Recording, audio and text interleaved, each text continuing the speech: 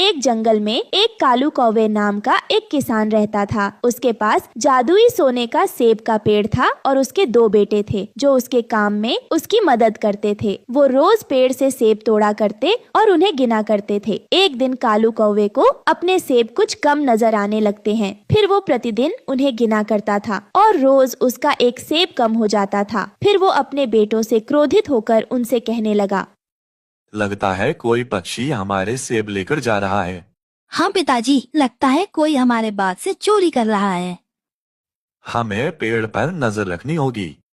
हाँ पिताजी, हम उन्हें पकड़कर जरूर सजा देंगे ताकि वो दोबारा ऐसा करने से पहले 100 बार सोचें। ठीक है, पर इसकी जिम्मेदारी कौन लेगा? दोनों बेटे आगे आते हैं और फिर कालू कौवा अपने बड़े बेटे को इसकी जिम्मेदारी दे देता है। फिर बड़ा बेटा रात को उस सोने के सेब के पेड़ की रखवाली कर रहा होता है और पूरी रात जगते जगते वो थक कर सो जाता है। देखो, फिर सुबह एक सेब कम हो गया। अब इस सेब के पेड़ की रखवाली की जिम्मेदारी मैं अपने छोटे बेटे को देता हूँ। फिर कालू कौवा रखवाली करने की जिम्मेदारी अपने छोटे बेटे को दे देता है। छोटा बेटा जब रखवाली कर रहा होता है तब रात 12 बजे हवा में कुछ आहट होती है और एक पंछी जो असली सोने का होता है वो उड़ता हुआ वहाँ आ गया और अपनी चोंच से सेब को टक टक करने लगा। अरे, लगता है ये वही पंछी है जो रोज हमारे सेब को चुरा रहा है। फिर वो उस पर तीर चला देता है, लेकिन तीर से पंछी को कोई नुकसान नहीं पहुंचता। सिर्फ एक सोने का पर उसकी पूंछ से गिर जाता है और वो पंछी उड़ भागता है। सुबह जब कौवे का छोटा बेटा उस पंख को लेकर कालू कौवे के पास जाता है। अरे, ये पंख तो सोने का है और बहुत कीमती लगता है। ये सोन पक्षी तो हमें सोने के अंडे भी देगा। इसे हम किसी भी कीमत पर अपने हाथ से जाने नहीं दे सकते। दोनों बेटे उस पंख को देखने लगते हैं। हाँ, लगता है ये इन सेब के पेड़ से भी ज्यादा कीमती है। हाँ, क्यों ना हम ऐसा करें, उस पक्षी को पकड़ें, फिर हमारे पास इस सेब के पेड़ से भी कीमती खजाना होगा। हाँ पिताजी, हमें इस पक्षी को पकड़ना चाहिए इससे पहले कि कोई और उसे पकड़ ले। पर इसे पकड़ने कौन जाएगा? अगर हम तीनों चले गए तो इस सेब के पेड़ की देखरेख कौन करेगा? ये जिम्मेदारी मैं लेता हूँ। मैं उस पक्षी को पकड़ लाऊंगा। आप मुझ पर भरोसा करें। ठीक है, तुम जाओ और अपना ख्याल रखना। जल्दी ही सोन पक्षी को पकड़कर मेरे पास ले आना। बड़ा बेटा लालच में पक्षी को पकड़ने निकल पड़ता है। रास्ते में उसे एक चालाक लोमड़ी दिखाई देती है। वो उसे रोकती है और उसे कहती है, मैं जानती हूँ तुम यहाँ किसकी तलाश में आए हो। अच्छा, तुम्हें कैसे पता? मेरी बात ध्यान से सुनो। जिस सोन पक्षी की तुम्हें तलाश है वो एक गुफा में रहती है जिसका दरवाजा खुल जा सिम सिम बोलने से खुलता है। वो लोमड़ी की आधी बात सुनकर ही जल्दी से गुफा की ओर जाने लगता है। वो गुफा के सामने पहुंचता है तो खुल जा सिम सिम कहता है और दरवाजा खुल जाता है। फिर वो अंदर जाता है और देखता है वहाँ सोने का पक्षी और चारों तरफ बहुत सारा खजाना होता है जो बहुमूल्य आभूषण से भरे होते हैं। अरे, यहाँ खजाना तो पक्षी से भी ज्यादा कीमती लगता है। मैं ऐसा करता हूँ, पक्षी की जगह खजाना ले जाता हूँ। जैसे ही वो बाहर की ओर आने लगता है तभी दरवाजा बंद हो जाता है और वो वहीं रह जाता है। कुछ दिन बीत जाते हैं पर कालू कौवे का बड़ा बेटा वापस नहीं आता है।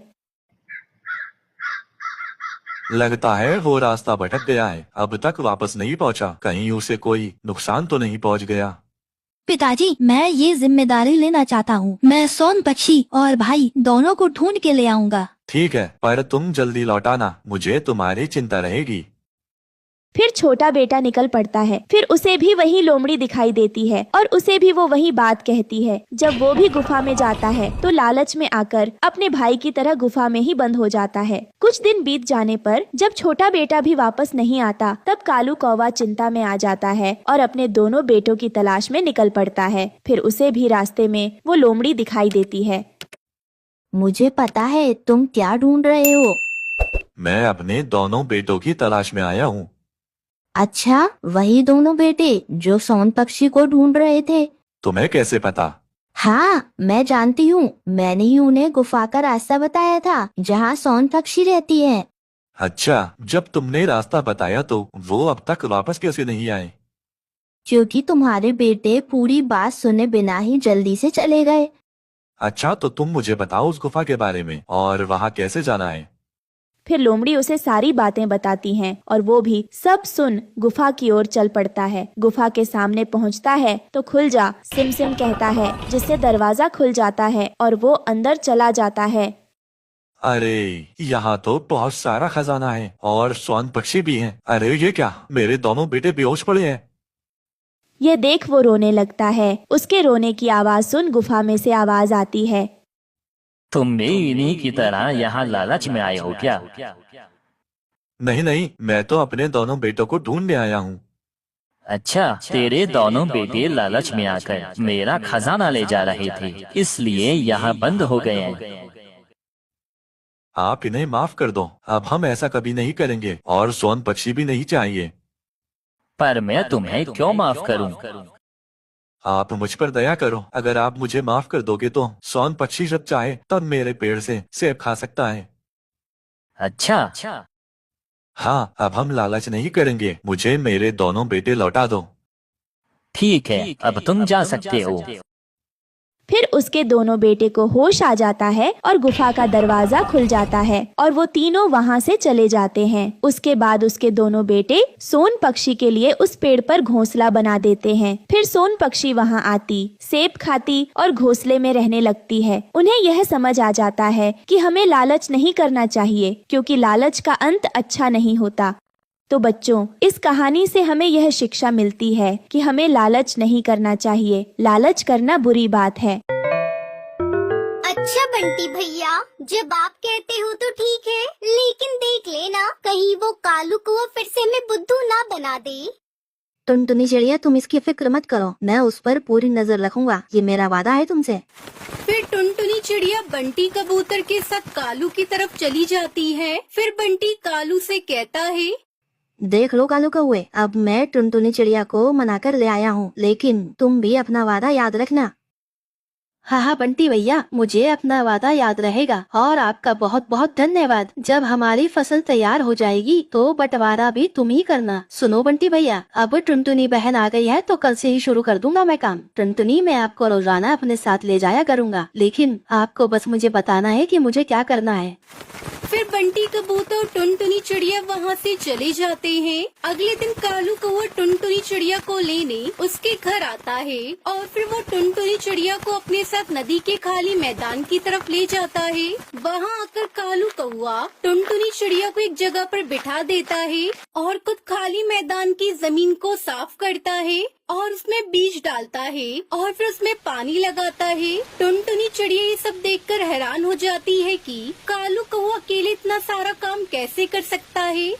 चिड़िया बहन, अब चले, अब कल आकर देखेंगे बाकी का काम। फिर टुनटुनी चिड़िया और कालू कौवा अपने घर की तरफ चले जाते हैं। कालू तो अपने घर आकर आराम से लेट जाता है, क्योंकि थकावट की वजह से उसका बुरा हाल था। फिर अगली सुबह कालू कौवा उठ जाता है और टुनटुनी चिड़िया को बुलाने उसके घर जाता है।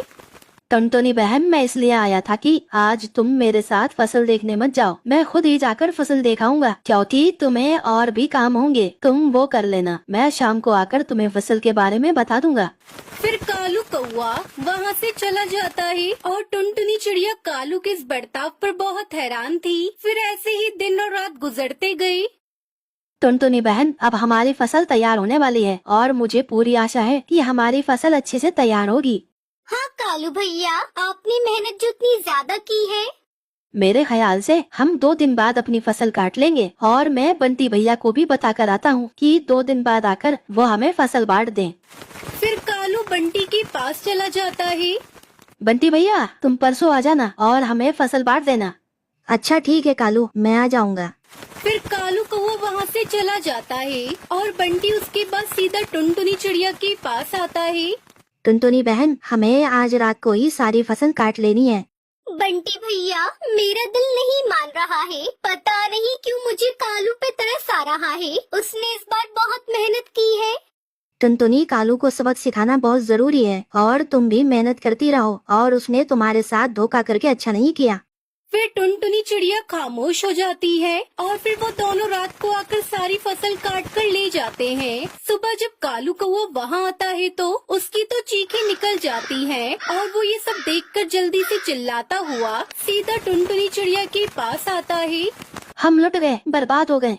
क्या हुआ कालू भैया, आप इस तरह क्यों चिल्ला रही हो? टुनटुनी चिड़िया, वो हमारी फसल को कोई चोरी करके ले गया। कालू, मुझे तुमसे यही उम्मीद थी। हर बार की तरह तुम आज भी झूठ बोल रहे हो ना, ताकि सारी फसल तुम हथिया लो। नहीं टुनटुनी चिड़िया, तुम मेरा विश्वास करो।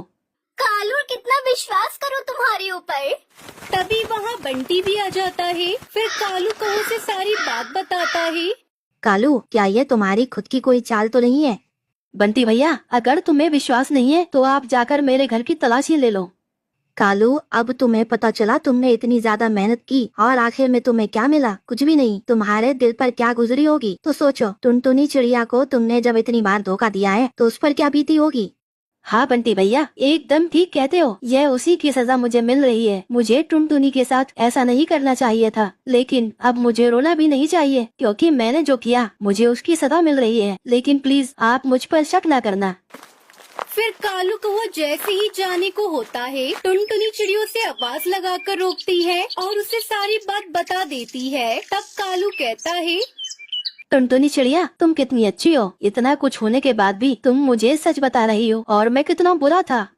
कालू भैया, अब मुझे आप पर विश्वास हो गया है, इसलिए आप फिर कभी दूसरों के साथ ऐसा ना करना, क्योंकि जब ये बात आप पर बीतती है तो बहुत बुरा लगता है। फिर टुनटुनी चिड़िया गेहूं की फसल लाकर कालू को देती है, लेकिन कालू सारी फसल नहीं लेता। वो टुनटुनी चिड़िया को उसका हिस्सा दे देता है और वो दोनों खुशी खुशी अपनी फसल को बाजार में जाकर बेचते हैं। टुनटुनी चिड़िया बहुत मेहनती थी। उसे खेती करना बहुत पसंद था। वो बदलते मौसम के अनुसार तरह तरह की खेती किया करती थी। एक दिन टुनटुनी चिड़िया अपने पड़ोस में रह रही बंटी कबूतर से कहती है, अरे बंटी भैया, मैंने सुना है कि आप बाजार जाने वाले हो। हाँ चिड़िया, आज मैं बाजार जाऊंगा। अपनी पत्नी के लिए एक हार जो लाना है, वो कई दिनों से जिद कर रही है। बंटी भैया, मेरे ये पैसे ले जाओ और मेरे लिए इनसे प्याज के बीज ले आना। अरे वाह टुनटुनी, तो तुम इस बार प्याज की खेती करोगी? मैं तुमसे ही प्याज खरीदा करूंगा।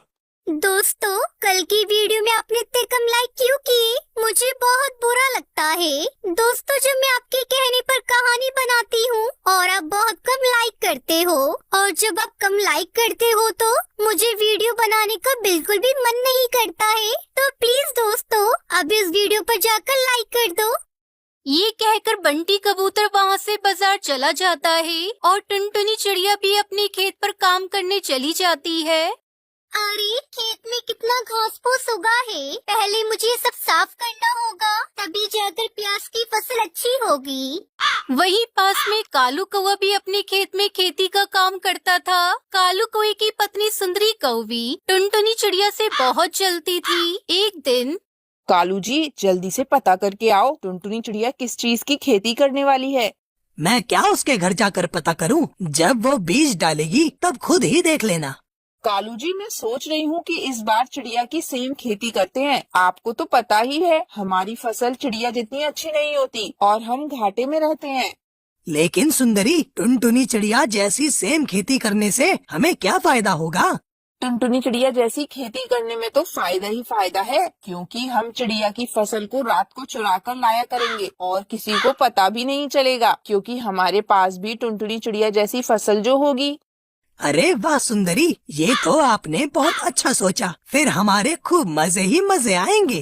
तभी तो कहती हूँ, जल्दी से पता करके आओ कि चिड़िया इस बार अपने खेत में क्या बो रही है। अपनी पत्नी की बातें मानकर कालू कौवा तुरंत ही चिड़िया के घर चला जाता है और उससे खेती के बारे में बात करता है। हाँ तो बताओ टुनटुनी चिड़िया, आप इस बार क्या बोने वाली हो? अरे कालू भैया, मैं तो इस बार प्याज की खेती करने वाली हूँ। वैसे आप क्या बोने वाले हो? अरे इस बार तो मैंने भी प्याज की खेती करने का फैसला किया है। मैं तो बस आपको बताने आया हूँ। अब चलता हूँ। फिर कालू कौवा अपने घर चला जाता है और सुंदरी को बताता है कि चिड़िया इस बार प्याज की खेती करने वाली है। कालू जी जल्दी से बाजार जाओ और प्याज के बीज लेकर आओ। अपनी पत्नी के कहे अनुसार कालू कौवा बीज लेने चला जाता है और अगली सुबह वो अपने खेत में बीज डालने चले जाते हैं। वो बीज डालने ही वाले थे कि तभी वहाँ पर टुनटुनी चिड़िया भी आ जाती है। अरे कालू सुंदरी, आप ये क्या कर रहे हो? तुझे दिख नहीं रहा? अपने खेत में प्याज के बीज बो रहे हैं, भला और क्या करेंगे। सुंदरी बहन, मेरा वो मतलब नहीं था। पहले आप इस खेत को अच्छे से साफ कर ले, वरना इस घास फूस में प्याज के पौधे बढ़ने से पहले ही मर जाएंगे। ऐसा कहकर टुनटुनी चिड़िया अपने खेत में बीज डालने चली जाती है और कालू सुंदरी कौवी तो सोच में पड़ जाते हैं। सुंदरी, मुझसे तो ये खेत कभी साफ नहीं होगा। जो भी करना है वो आप ही करो। मैं भला इतने घास फूस को अकेले कैसे साफ कर सकती हूँ। चलो चलो, ये हम दोनों को ही करना पड़ेगा। फिर वो दोनों अपने खेत से घास हटाने लग जाते हैं। टुनटुनी चिड़िया भी अपने खेत में बीज बोकर चली जाती है। बस कालू जी, मुझसे और नहीं होगा, मैं तो पूरी तरह से थक गई हूँ। सुंदरी, मैं भी गर्मी से बेहाल हूँ। चलो पहले थोड़ा आराम कर लेते हैं। कालू जी, ये चिड़िया इतनी मेहनत कैसे कर लेती है? मुझसे तो 1 घंटा भी खेत में काम नहीं होता। सुंदरी, टुनटुनी चिड़िया को खेती से बहुत लगाव है। अपने बच्चे की तरह ख्याल रखती है खेत का। कब इसे पानी चाहिए और कब इसे खाद। टुनटुनी चिड़िया को अपनी खेती के लिए पानी की जरूरत पड़ती है। वो पानी लेने के लिए नदी पार जंगल जाती है और पानी अपने खेत में डालती है। लेकिन सुंदरी और कालू आलस की वजह से अपने खेत में पानी नहीं डालते। ऐसे ही दिन गुजर जाते हैं। कालू जी, आखिर वो दिन आ ही गया। टुनटुनी चिड़िया की प्याज की खेती बहुत अच्छी हुई है और हमारे खेत में तो इक्का दुक्का प्याज आई है। हाँ सुंदरी, भला हमें क्या लेना देना अपने खेत से। हमें तो चिड़िया के ही प्याज चुराने हैं। इस तरह से वो अपनी साजिश को अंजाम दे देते हैं। टुनटुनी चिड़िया जैसे ही प्याज तोड़कर बाजार जाती है, वो दोनों टुनटुनी चिड़िया के खेत में जाकर जल्दी जल्दी से प्याज तोड़ लेते हैं और उन्हें बाजार में बेच आते हैं। 1000, 2000 और ये पूरे 5000। देखो कालू जी, टुनटुनी चिड़िया के खेत से पूरे 5000 रुपए की कमाई हुई है। अब टुनटुनी चिड़िया के खेत में प्याज चुराने का सिलसिला ऐसे ही चलता रहता है। वो दोनों टुनटुनी चिड़िया के खेत से प्याज चुराकर बहुत खुश हो रहे थे। एक दिन बंटी कबूतर टुनटुनी चिड़िया से कहता है, टुनटुनी बहन, कालू सुंदरी की फसल तो बहुत बुरी हुई है, फिर भी वो टोकरी भरकर प्याज बेचने आते हैं। कहीं वो आपके खेत से प्याज तो नहीं चुरा रहे? हाँ कबूतर भैया, मुझे भी अपने खेत के प्याज कम दिखाई देते हैं। मुझे तो पूरा विश्वास है वो दोनों आपके ही प्याज बेच रहे हैं, क्योंकि उन्हें मेहनत करने का कोई शौक नहीं है, तो हमेशा से ही हराम की खाते हैं। ऐसा कहकर वो दोनों खेत में छिपकर बैठ जाते हैं। वो देखते हैं कि कालू कौवा सुंदरी कौवी टोकरी भर के उसके खेत से प्याज तोड़ रहे थे। वो रंगे हाथ उन दोनों को पकड़ लेते हैं। आप तो बहुत बुरे हो। जब मैं आपसे मेहनत करने की कहती थी तो यूं ही टाल देते थे, और अब मेरे प्याज चुरा रहे हो। तुम्हें शर्म नहीं आती? हमें माफ कर दो टुनटुनी बहन, आज के बाद हम ऐसा कभी नहीं करेंगे। खूब मेहनत करके अपने ही फसल उगाएंगे। हाँ टुनटुनी, इस बार इन्हें माफ कर दो। ये अब चोरी नहीं करेंगे, क्योंकि अब मैं और मेरा दोस्त चील आपके खेत की रखवाली जो करने वाले हैं। और मैं पहले ही कहता हूँ, जो मुझे टुनटुनी चिड़िया के खेत से चोरी करता दिखा तो मैं उसकी टांगे तोड़कर उसी खेत में गाड़ दूंगा। बंटी कबूतर की ये बात सुनकर कालू कौवा सुंदरी बहुत डर जाते हैं और चोरी न करने की ठान लेते हैं। उसके बाद टुनटुनी चिड़िया प्याज की खेती करके खुशी खुशी रहने लगती है।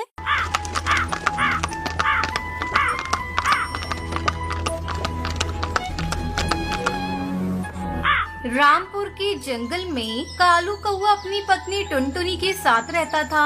उसके 2 बच्चे थे, पिंकी चिड़िया, सुनहरी चिड़िया।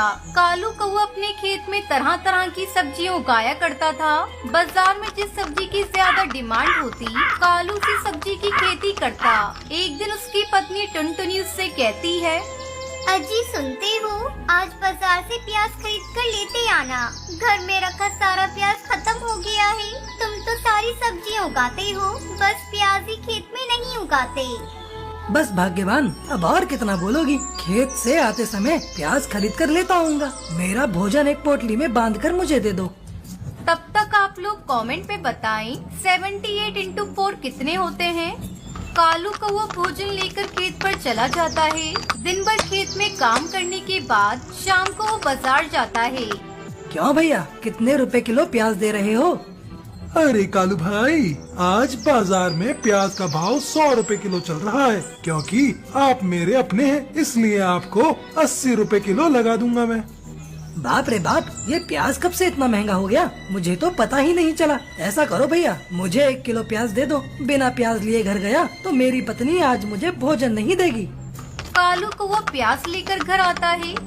अरे ओ सुनहरी की माँ, ये लो प्याज। सब्जी में थोड़ा थोड़ा ही डालना, बहुत महंगे मिले हैं। सोच रहा हूँ इस बार मैं भी अपने पूरे खेत में केवल प्याज की खेती करूँ। अगर मैंने पिछली बार प्याज की खेती की होती तो आज मुझे बहुत अच्छा मुनाफा होता। मैंने तो तुमसे कितनी बार कहा था कि अपने खेत में प्याज की खेती करो। पूरे साल प्याज की डिमांड रहती है, क्योंकि बिना प्याज की कोई सब्जी अच्छी बनती ही नहीं। चाहे कितना भी महंगा हो जाए, प्याज तो सभी घरों में आता ही।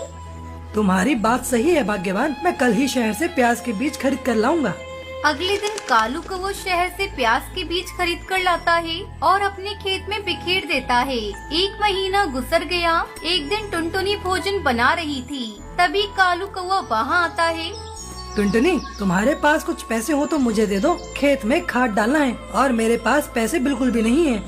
मम्मी, मुझे भी पैसे चाहिए। स्कूल में टीचर बोल रही थी स्कूल फीस जमा करने को।